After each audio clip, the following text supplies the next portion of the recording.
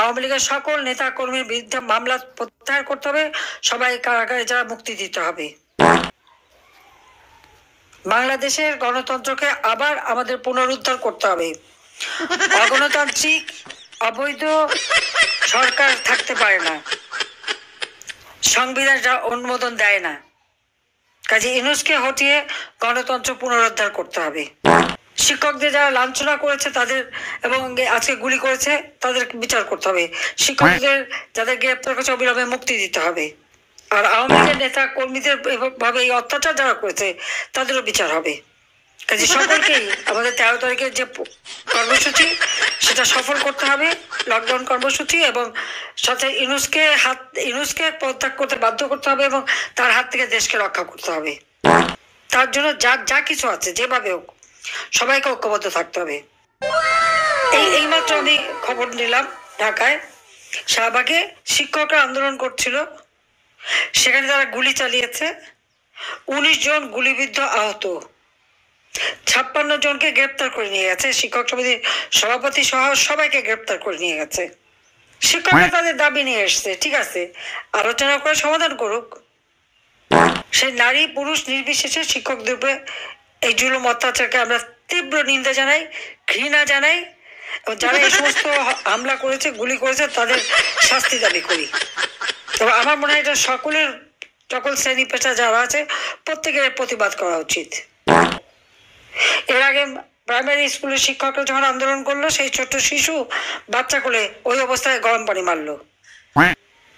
মাদ্রাসা শিক্ষকরা আন্দোলন করলো, সেখানে গুলি করে 2টা লাশ গুম করে ফেললো। এই যে মুন্সিগঞ্জে আমাদের এক নেতা বললেন তার ছেলেকে ধরে নিয়ে গেছে আর তার লাশটাও পেলো না, তাকে গুম করে ফেলেছে। আজকে আবু সাইদ থেকে শুরু করে যতগুলো হত্যাকাণ্ড ঘটেছে এগুলো তো ইউনূসের মেটিকুলাস ডিজাইনের মাধ্যমে করা। আমরা কেন হত্যা করতে যাবো ছাত্রদের? জুলাই 15 তারিখ পর্যন্ত যখন ওরা আন্দোলন করছে তাদের গায়ে একটা টোকাও লাগতে দেয়নি। যখন আগুন দিয়ে পোড়াতে শুরু করলো ঘর বাড়ি মেট্রো রেল সব, এমনকি পদ্মা সেতুতে যেহেতু হামলা করছে, ফ্লাইওভার, বিটিভি ভবন, সেতু ভবন, সড়ক ভবন সব নাকি আমি করিয়েছি। তো আমি যদি করাই তাহলে এই যে তাদের সমন্বয়ক, তারপরে শিবিরের এবং জামাতের নেতা, ঢাকা দক্ষিণের জামাতের সেক্রেটারি তো বলেই দিল যে গণভবনকে তারা আসতে চেয়েছিল আমাকে টার্গেট করে, কারণ আমাকে না মারলে নাকি তাদের ক্ষমতায় থাকা যাবে না, সেই উদ্দেশ্যে আসছে। সে স্পষ্ট বলে দিচ্ছে। বিভিন্ন ভবনে যে আগুন দিয়েছে বা জ্বালিয়েছে, বিটিভি ভবন যে জ্বালো, সে তো যেই খুব গর্ব করে বললো যে সে কোথায় কিভাবে আগুন দিয়েছে। আর এক সমন্বয়ক বললো মেট্রো রেল আর আগুন দেওয়া। তারপর 2 জন আবার পুলিশকে হেলমেট পরেনি দেখে পুলিশ যখন ধরলো বলে দিল পুলিশকে মেরে ঝুলিয়েছিলাম তো ওদেরকে আবার ঝুলাবো। তাহলে যারা করছে তারাই তো গর্ব ভরে বলে যাচ্ছে, আর বলার সুযোগটা দিয়েছে এই জন্য যে এদেরকে ইন্ডেমনিটি, দায় মুক্তি দেওয়া হয়েছে। এইরকম অরাজকতা দেশে কেউ দেখেনি। আর আওয়ামী লীগের যে নেতা কর্মী, আমাদের প্রত্যেকের ভিতরে মামলা, এখানে মানে নারী পুরুষ নির্বিশেষে সবাই, এমনকি ছোট শিশু পর্যন্ত, 13 বছরের ছেলে, 14 বছরের ছেলে, তাদেরকেও ধরে নিয়ে যায়, তাদেরকেও মামলা দিয়ে দেয়। আর লেখাপড়া তো করতে দিচ্ছে না, কাউকে পড়াশোনা করতে দেবে না, পরীক্ষা দিতে দেবে না। আওয়ামী লীগ হয়েছে থেকে পড়াশোনা করতে দেবে না। জাতির পিতা বঙ্গবন্ধু শেখ মুজিবুর রহমানের নেতৃত্বে এই দেশ স্বাধীন হয়েছে। তিনি স্বাধীন করেছিলেন বলেই আজকে সবাই এই বিভিন্ন পদে বসতে পেরেছে। আর সেখানে আজকে সেই দল, যে দল সারা জীবন সংগ্রাম করে, রক্ত দিয়ে, জেল জুলুম অত্যাচার সহ্য করে এই দেশটাকে স্বাধীন করলো, সেই দলই থাকতে দেবে না। আওয়ামী লীগ ভেসে আসা দল না, আওয়ামী লীগ জনগণের ভোটে নির্বাচিত রাজনৈতিক দল এবং বারবার নির্বাচিত হয়ে সরকার গঠন করেছে।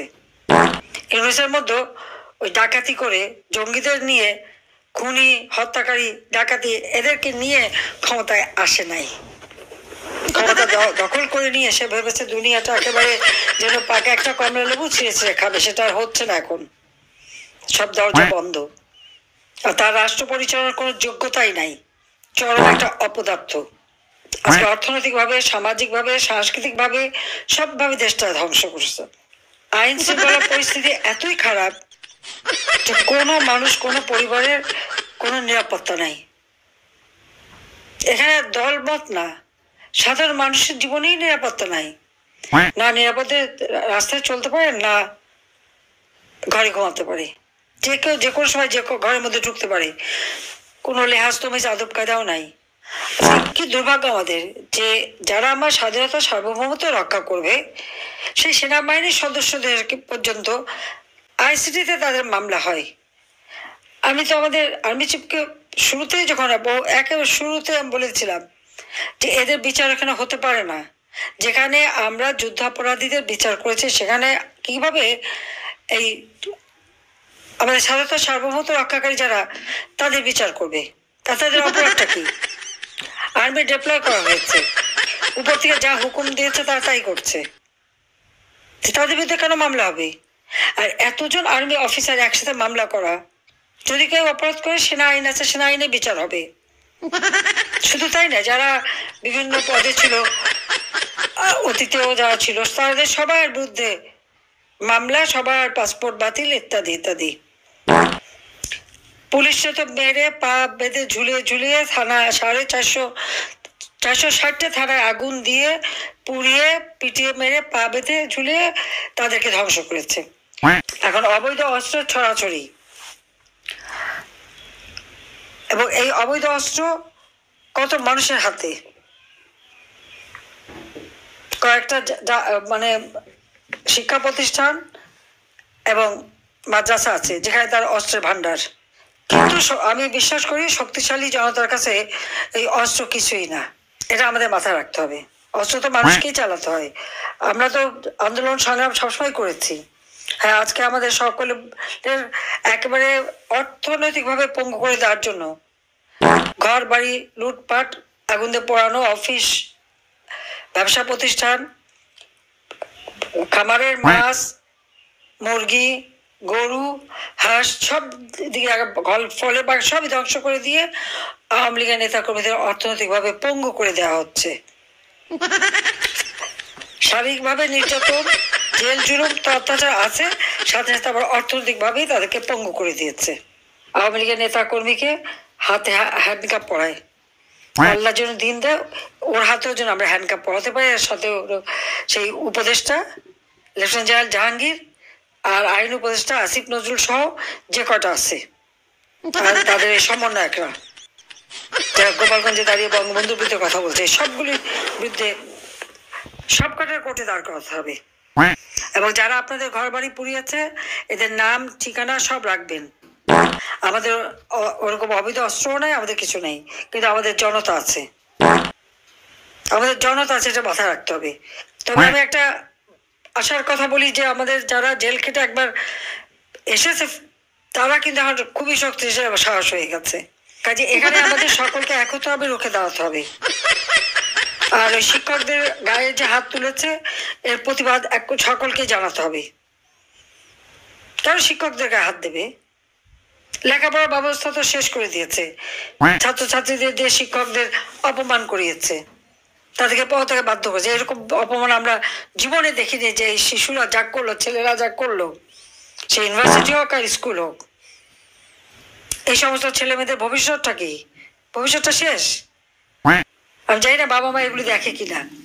যাই হোক, আমি এটাই বলবো যে আজকে দেশটাকে একেবারে ইউনুস শেষ পর্যায়ে নিয়ে গেছে। অর্থনীতি, রাজনীতি, মানুষের জীবন মান সব ধ্বংস করে দিয়েছে।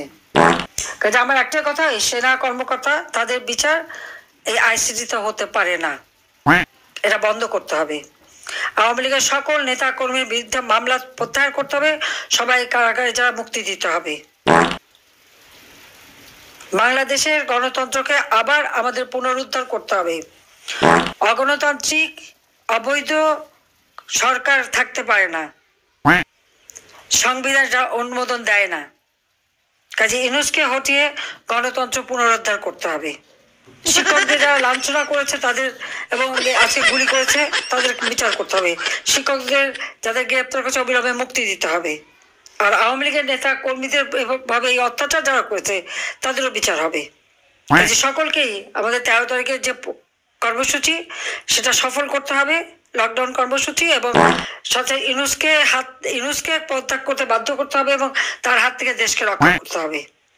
তার জন্য যা কিছু আছে যেভাবে হোক সবাইকে ঐক্যবদ্ধ থাকতে হবে। আর যাদের কাছে অবৈধ অস্ত্র আছে সেই অস্ত্র উদ্ধার করতে হবে। এবং সারা বাংলাদেশের মানুষকে আমি আহ্বান করবো যে আপনাদের উপর যারা জুলুম করেছে, অত্যাচার করেছে, তাদেরও ঘর বাড়ি আছে, ব্যবসা প্রতিষ্ঠান আছে, সবই আছে।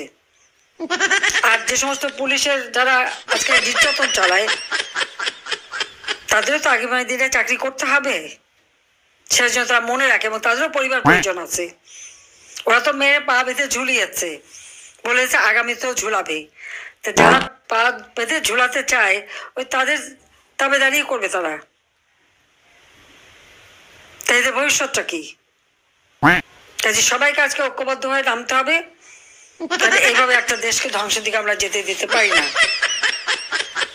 সবাই ভালো থাকবেন, সুস্থ থাকবেন, এবং কর্মসূচি বাস্তবায়ন করবার জন্য যা যা করার তাই করতে হবে। কারণ মুন্সিগঞ্জ একটা গেটওয়ে, এটা মাথায় রাখতে হবে। তো সবাইকে আমি ধন্যবাদ জানাই। ইনশাল্লাহ জনতার জয় হবেই হবে। এর থেকে খারাপ অবস্থা আমরা সবসময় আন্দোলন করেছি, সবসময় আমরা সফলতা নিচ্ছি, গণতন্ত্র প্রতিষ্ঠা করেছি, বাংলাদেশের মানুষের আর্থসামাজিক উন্নতি আমরা করে এটা আমরা দেখেছি যে একমাত্র আওয়ামী লীগই পারে এই দেশের উন্নতি করতে, আর কেউ পারে না। একমাত্র আওয়ামী লীগই পারে এবং আওয়ামী লীগ পারবে। স্বাধীনতা এনেছি, অর্থনৈতিকভাবে উন্নতি করেছি, দেশের মানুষের অন্ন, বস্ত্র, বাসস্থান, চিকিৎসা, শিক্ষার ব্যবস্থা করেছি, দেশের মানুষের জীবনমান উন্নত করেছিলাম, সারা বিশ্বে বাংলাদেশের একটা মর্যাদায় নিয়ে গিয়েছিলাম। সেই মর্যাদাটা এই সুদখোর, খুনি, জঙ্গি, ফ্যাসিস্ট ইউনুস ধ্বংস করে দিয়েছে। এই দেশকে আবার আমাদের পুনরুদ্ধার করে গণতন্ত্র প্রতিষ্ঠার মাধ্যমে দেশকে আবার উন্নত করতে হবে। আর ওই সংবিধান, লাখো শহীদদের রক্তের বিনিময়ে ওই সংবিধান, জনগণের ভোটে নির্বাচিত প্রতিনিধি দ্বারা এই সংবিধান, এখানে হাত দেওয়ার অধিকার তাদের নাই। তাদের ওই জুলাই ঘোষণা টোষণা ওগুলি আমরা মানি না। জুলাই তো গুন্ডামি করছে, ডাকাতি করছে, চুরি করছে, মানুষ হত্যা করেছে, পুলিশ হত্যা, আওয়ামী লীগ নেতা কর্মী হত্যা, সাংবাদিক হত্যা, সংখ্যালঘুদের হত্যা, এত হত্যাকাণ্ড করেছে যার জন্য তাদেরকে ইন্ডেমনিটি দিয়েছে। সে অপরাধী তারা, তাদের হয়ে গেছে জুলাই হিরো, আর নির্যাতিতরা সব জিরো। নির্যাতিতদের এখন রুখে দাঁড়াতে হবে।